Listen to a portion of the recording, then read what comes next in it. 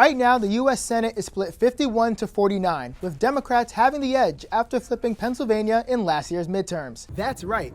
Here at Welsh Ryan, the atmosphere has been crazy for both the fans and the players. A historic season for Northwestern men's basketball. As geopolitical conflicts and societal issues remain persistent, expect artists here in Bogota to create more art pieces. The city hopes to attract NU students and Evanston residents alike toward its programming, despite the winter weather, as community engagement can drive these businesses. Bogota's art scene has become a place for self-expression such as indigenous art, and an outlet to highlight social issues. Venezuelan craftsman William Colmenares spoke about art's impact.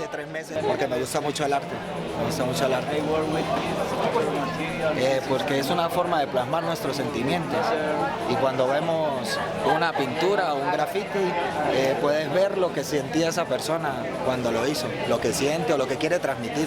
Seen here is the aftermath of International Women's Day, where political demonstrations took place around the city where women spray painted 8M to signify March 8th, as well as the female gender symbol. Artist Jeneth Suarez comments about March 8th. Celebración como un cumpleaños, entonces para nosotros todo el mes de marzo ha sido también con base en lo antipatriarcal. However, some graffiti can be spiteful and less supportive. This is one of artist DJ Lou's paintings of Colombia's Vice President Francia Marquez, who is Afro-Latina, with the word ladrona, meaning thief, spray painted over her. Artist DJ Lou remarked about his mural's defacing. See how racist and xenophobic are here. So glad that a black girl is our vice president. That's something that we can handle. Other pieces from DJ Lou include images of people with the number 6,402, illustrating the number of young men killed by the Colombian army. The Colombian army killed young men to raise the kill rate to look successful in the armed conflict against guerrilla forces. Bogota also has strong attitudes towards the Israel-Hamas war.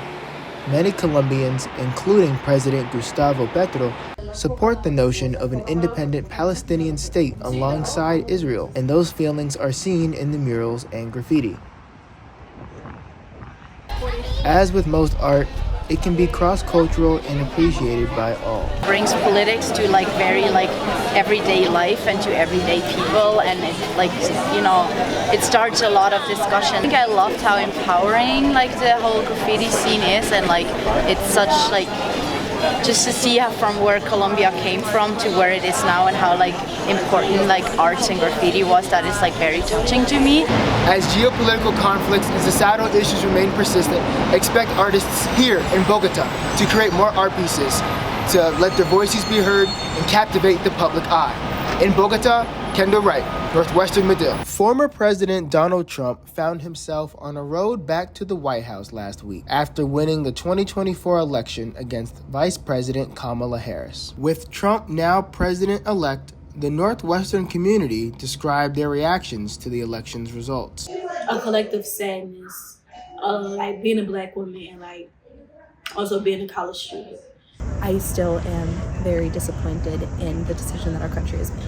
He was a bit surprised by how decisive that victory was, both in the popular vote and the Electoral College. Not only did Trump win the race to 270, but he swept all 7 battleground states, which stretch from the Rust Belt to the American Southwest. With Kamala Harris's defeat, some wonder what might have went wrong for the Harris campaign. Maybe not breaking as much with Joe Biden and the Biden administration may have been her mistake, just given how much dissatisfaction voters were feeling with the economy, with a lot of the conflict abroad in Ukraine, the Middle East. Some students felt there were some other factors at play. I think racism and sexism definitely played a role in this election result, for sure. Medill professor Peter Slevin, who spent Election Day speaking with voters in Wisconsin, said one man expressed a sentiment that might back up that claim. I spoke with a man who had just voted for Trump, and he said, look, women aren't qualified to be president. If you have a problem, you don't call a woman, you call a man. Slevin, along with students, shared their concerns around a second Trump presidency. Worry about his policies on climate, I worry about his disinterest in alliances, including the NATO alliance. I worry that he will pull the plug on Ukraine. And when he says he will deport millions of people living in this country, I wonder how on earth that's going to happen and what it will mean to the economy, an economy that depends on undocumented workers in so many different sectors. Trump is going to manage to break down more of our systems of democracy so that he has less checks to his power. Him turning our government into an authoritarian system. President-elect Donald Trump is set to take office January 20th, where he will serve his second term. In Evanston, I'm Kendall Wright, Northwestern News Network.